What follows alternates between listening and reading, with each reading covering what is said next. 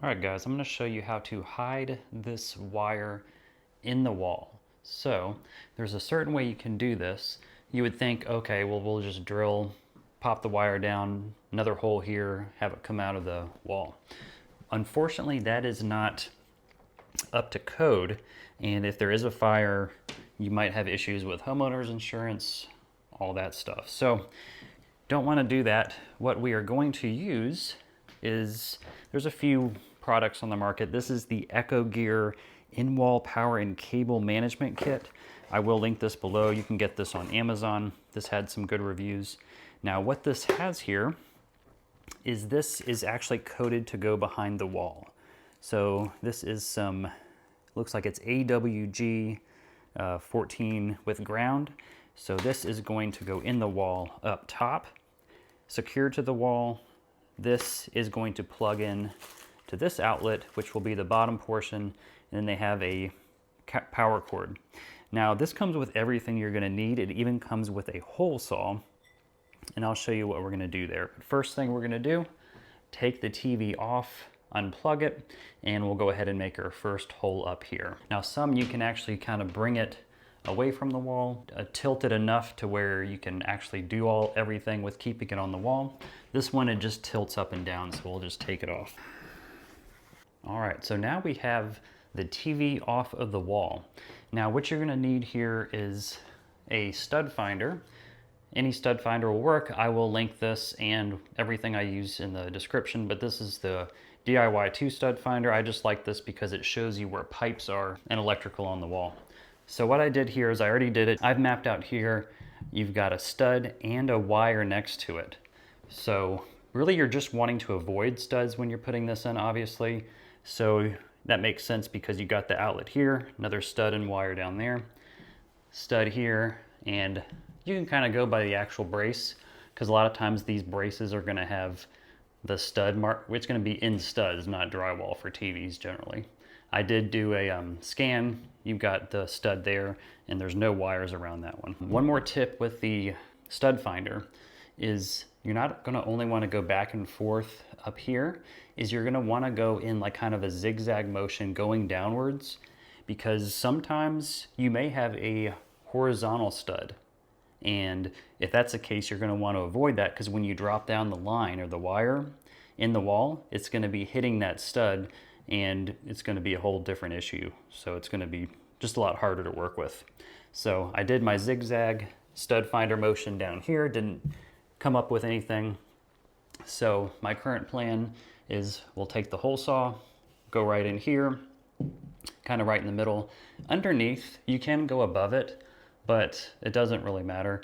I try to go underneath here, and then we'll have the outlet probably in the middle here, coming out right here.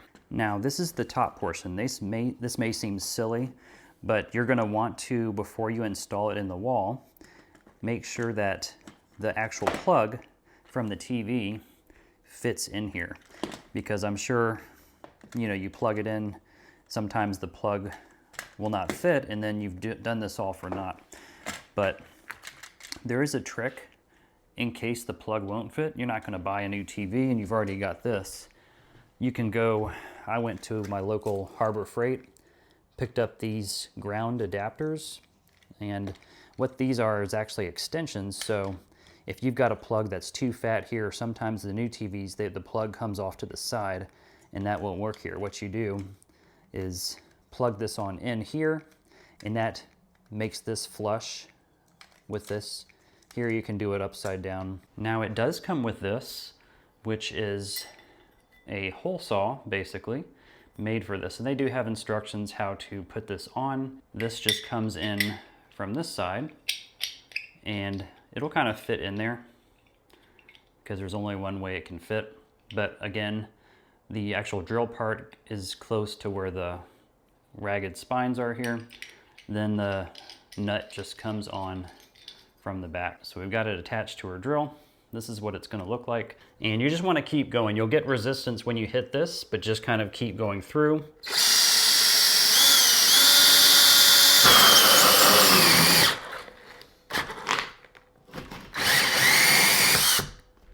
And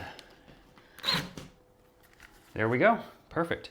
We've got a nice open hole. One little trick at this point, you're not always going to have a nice hole that you have a lot of space here. And what I mean by that is I had to put one in where it was facing, on the other side was a garage. So it was jam-packed with insulation. So that was going to make things a problem. What I had to do in that case is, this is like a little curtain hanger, and it comes with two pieces. So what I did is I attached this plug piece right here onto the end of the curtain rod. So this would act as a guide, or almost like a catheter if you're in the healthcare field. And I just took some packing tape, wrapped it around here, and what that allowed me to do was I then took that. It took a little bit, it took maybe 20 minutes of being frustrated, fiddling around with it, but I was able to get it done. You take the end with the plug and basically push it down to where at the bottom, I had already made the bottom hole. I could push it down around the front of the insulation and grab it and pull it through. It was frustrating, but I was able to get it done kind of using that method, and I did destroy the curtain hook, but these are only a few dollars. So, all right, now a key here is we made the top hole, and now we want to make one down near the bottom here. So you are going to need, it can't be over 5 feet from the top or the bottom, and it can't be over 6 feet when you drill the hole at the bottom to where you're going to plug it in. Just keep that in mind. Now obviously we're going to use this same hole saw. We're not going to be having any, we did our scan in here, there's nothing in here. You can go ahead and still check. You can go by acoustics just by banging it. We know here we've got a stud and a wire, we're going to stay away from that. I'll go right here and we'll drill.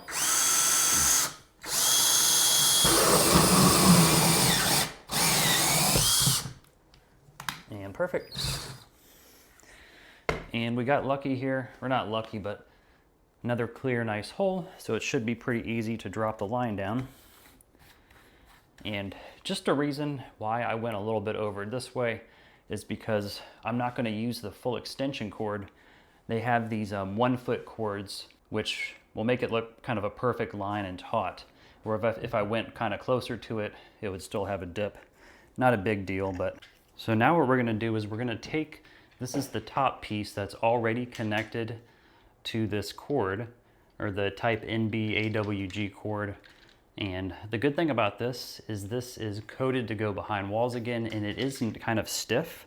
So you're not going to have an issue of it going all over the place. So we'll take this end, this is the end that'll go in the wall. This end just goes down the hole, and we'll kind of just feed it straight down. Shouldn't really meet much resistance, but, and then at this point, I like to kind of leave it right there. So now we're at the bottom and we've got the line here. So obviously before you secure the one on the top, you're just going to want to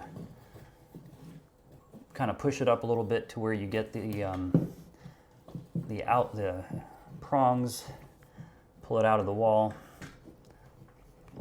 And sometimes it's a little tougher if you don't need all 5 feet because you're bending it all which way, but you can see it's not too bad. We'll go ahead and pull that out, and we'll go ahead and secure the one up top first. All right, so what you're gonna do now is push this all the way back in. Now, when you push it back in, it has these little wings on the side. You're gonna turn these screws, and that's what's gonna flare these wings out and secure it to the wall. But in order to do that, what you're gonna do is hold this base and kind of pull it off. You may need a flathead, but this pops off. So keep in mind how it goes on. It'll pop back off, and you'll just pop it on after you secure these screws. We'll make sure all the wings are kind of flat. Not that they're poking out, because you don't want to break the wings. And this just goes straight back. That hole is perfect size, so we're not going to have an issue. So we have it flat in there. You may notice some like turning from the side, but when you're tightening them up, you just kind of hold it where you want it to be and you'll be good to go. And at this point, I just go ahead and push it all the way back, and you're going to just screw these in. I know you may be thinking, you don't want to, how much do I need to screw it in? Just hand tighten it. It's going to take about maybe 15 to 20 turns. Go to the next one. And I keep it pressed down while I'm doing this, just because if you kind of think of what's going on behind it, there's little wings that are extending. They're not only extending, but they're getting closer, tightening up on the actual drywall too. There we go. That's not going anywhere. You'll go ahead and take this. This just pops on like that. I don't think it'll let you put it on another way. Oh, I guess it would, but I don't think it would click, and you wouldn't be able to plug anything in if you plugged it in upside down. So this just pops on. Kind of looks like you added an outlet. Well, you did add an outlet, but this way it's going to be more up to code where you have that wire that can go behind the wall. What's going to happen now, obviously the TV is going to be back here and it's going to plug into here. You may need an extension piece here that we talked about earlier. We're going to go down here and do the bottom part. So this is what the bottom piece looks like. It's basically a receptacle that goes into here. And what you're going to do, you're going to take these screws out on the back. So this is just a cover where this is going to plug in on the base here. So this unscrews and kind of unveils that there. I like to kind of see how it's coming out of the wall. Obviously you'll just have to feed the extra back into the wall, but right here, this just goes in just like this. It's gonna go in this large bottom crevice, so like this. See how that's situated? So that way it's gonna fit in nicely, and then this will fit perfectly. Click on in. We'll go ahead and put the screws in and put the other screw in. And that way, this is not gonna, the plug's not gonna fall out of the back of the wall when you're doing this. I actually forgot to do this and put it in the wall, and then I was like, oh shoot. So this is what it'll look like. And then from the front, that's what it'll look like there. So at this point, we'll go ahead and feed this back into the wall. And now we can tighten up the screws. So again, same as the top. Give these about 15, 20 turns. That's gonna open up the little wings and bring this close to the drywall. We'll do this on the second screw. And there we go. We got that flush. We'll go ahead and put this back on. And the echogear will be on the top here. You can see how that's how that looks. The echogear is going to be on the top. So we'll just go ahead and put the TV back on and plug it into there.